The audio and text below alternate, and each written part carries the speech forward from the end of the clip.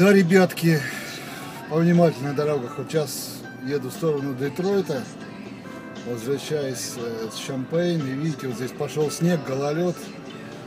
И немножко мы стояли, сейчас вот проезжаем, вижу, что-то случилось очень такое неприятное.